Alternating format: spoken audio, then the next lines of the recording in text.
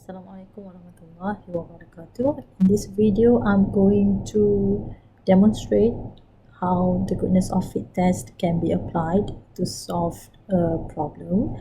And this example in particular will be illustrated using the traditional approach and the p-value approach. Right. So let's look at this question given here. A bank has an ATM machine installed inside the bank and it is available to its customers only from 7 a.m. to 6 p.m. Monday through Friday. The manager of the bank wanted to investigate if the percentage of transactions made on this ATM is the same for each of the 5 days. The manager randomly selected 1 week and counted the number of transactions made on this ATM, and data is given as follows. So here on Monday there are 253 transactions. On Friday, for example, there are 267 transactions made on this ATM.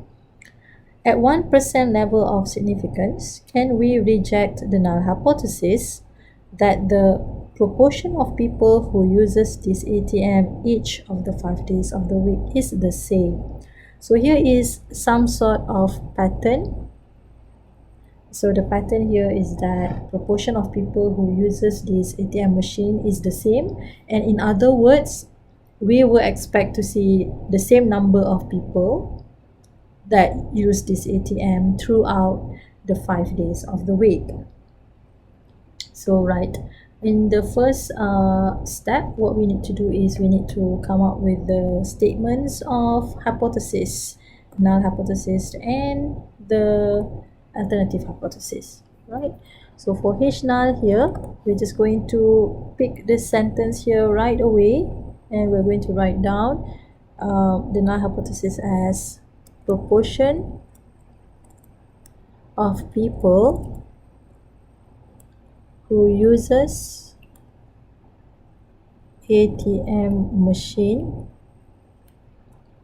is the same in each 5 days of the week.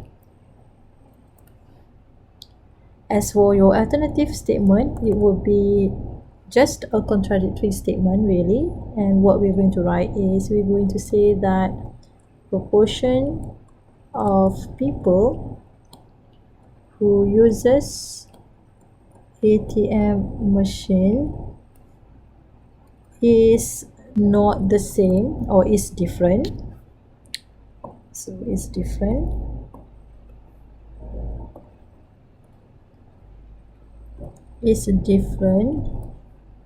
in each 5 days of the week. Alright, so that is the first step of writing down the null hypothesis and the alternative hypothesis. Now on the second step, we need to compute the statistical test. And the statistical test is given by this one here, which is this is the statistical test, which is equal to the summation of observed minus expected value over expected value. And in order to do this, we need to do some sort of computation, simple computation. So I'm just going to change the look of this table into something like this.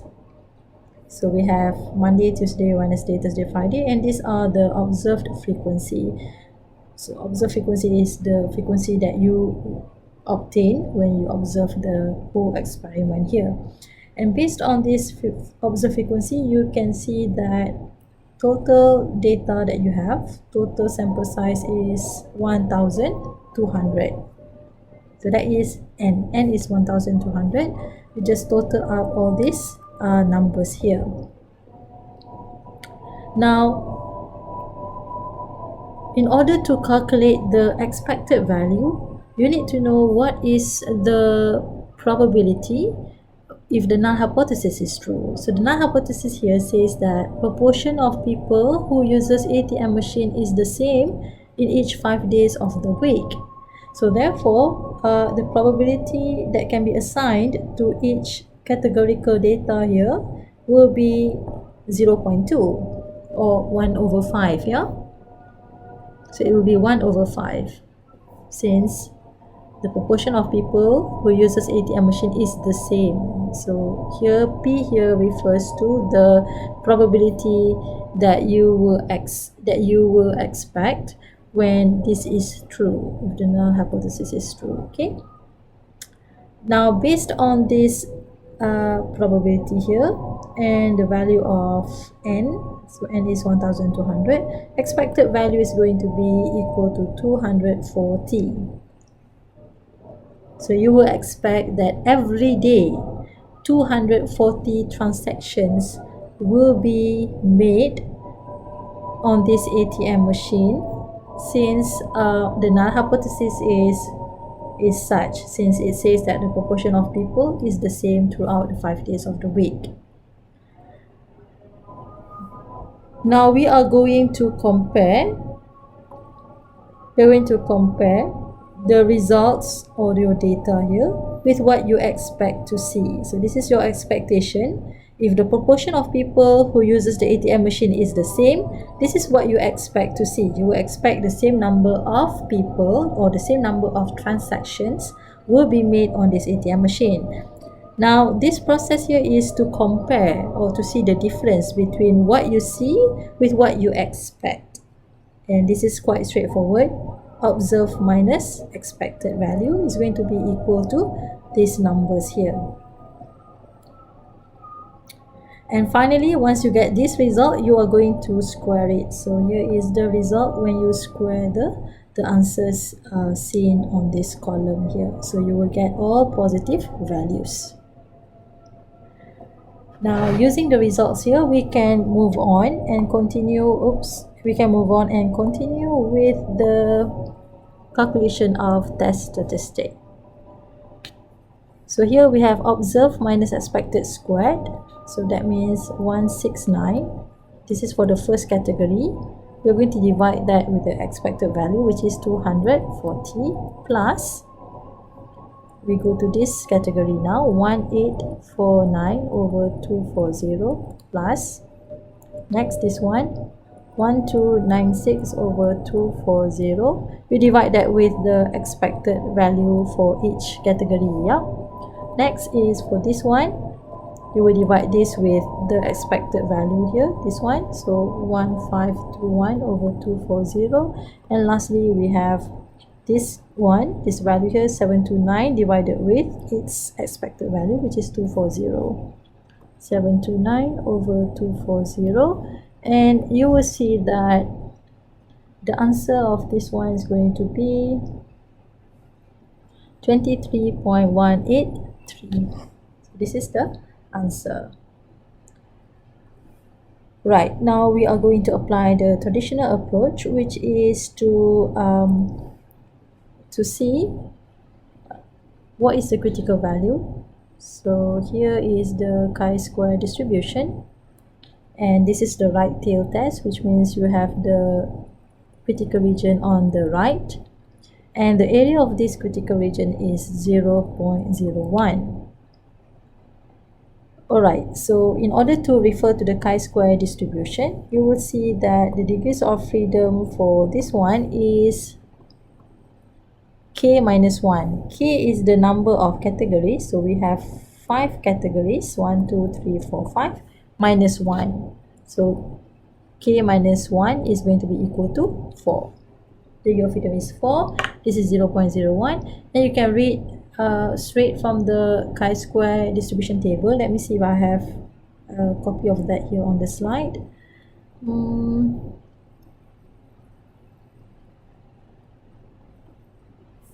Right, I think I have this one here. So if you look at this, hold on. So if you look at this one here, area is 0.01. Degrees of freedom is 4, so we go straight to this part. and we can see that the critical value is going to be 13.277.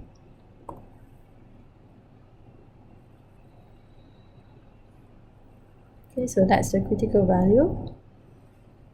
Therefore, the point right here is going to be 13.277. And next, in order to decide whether the null hypothesis can be rejected or not, we are going to compare the result here, this one, with the critical value. So if you see that the point here is 13.277, then 23.1.83 must be somewhere here. So this value must be somewhere here, which is somewhere in the critical region. Now, based on that, what we can see is we can say that the test statistic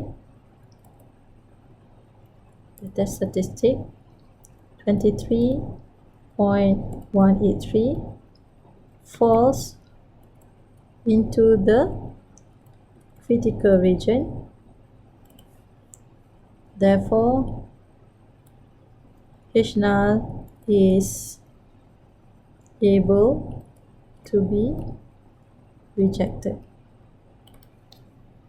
Right, now as for conclusion, we're going to say that there is enough evidence to say that proportion of people who uses ATM machine is different in each 5 days of the week. So that is your conclusion. Okay, enough evidence to say that proportion of people who uses ATM machine is different in each 5 days of the week, and that's it. Okay, right, now I'm going to show you how can we solve this example here using the p-value approach. For the first step here, you will have the same statement for H null and H1. So I'm just going to write down here, it is going to be the same statement as seen in the previous slide.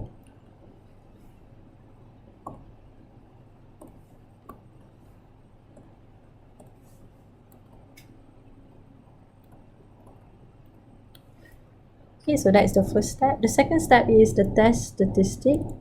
The test statistic is also going to be the same, which is equal to 23.183. Right, now we're going to find what's the p-value. So here is a bit different, slightly different.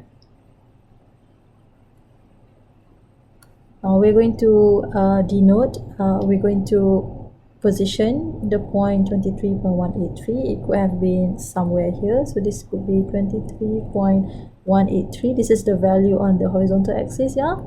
And from this point to the right, I would like to find out what's the area here. Alright, so that's what I need to find out, and we can refer to the chi-square distribution table where the degrees of freedom is equal to 4. Right, so now let's go on to this part here, the chi-square distribution table. Where is it?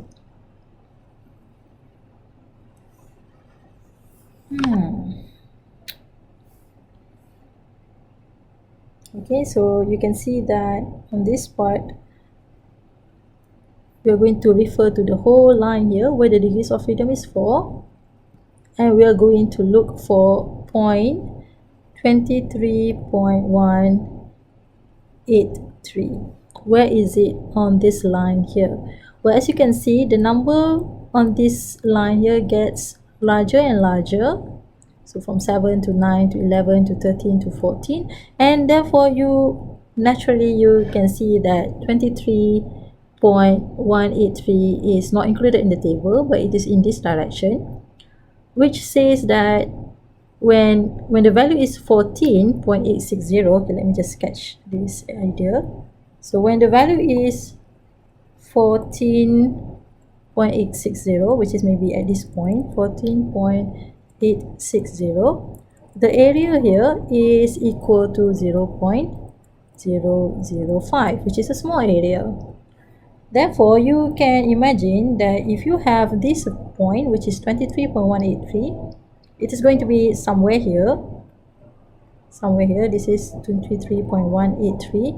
Therefore, the area is smaller than 0.005.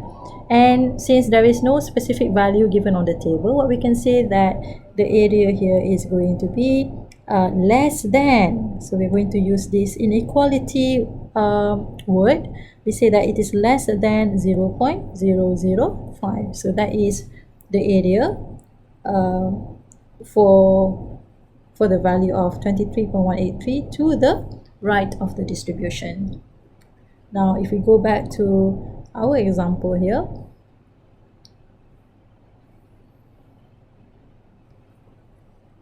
so based on the table that you have seen just now, what we can say is that we can say the probability of the chi-square value being greater than or equal to, so greater than or equal to refers to the fact that it's going in this direction.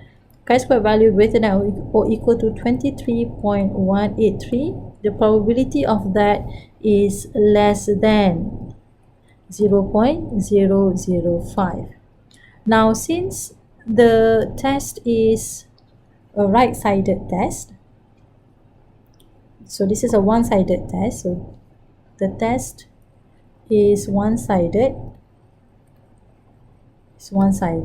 so therefore the p-value is just going to be the same as this value given here, just one area. Okay, so therefore the p-value is also equal to less than 0.005. So therefore the p-value is less than 0.005.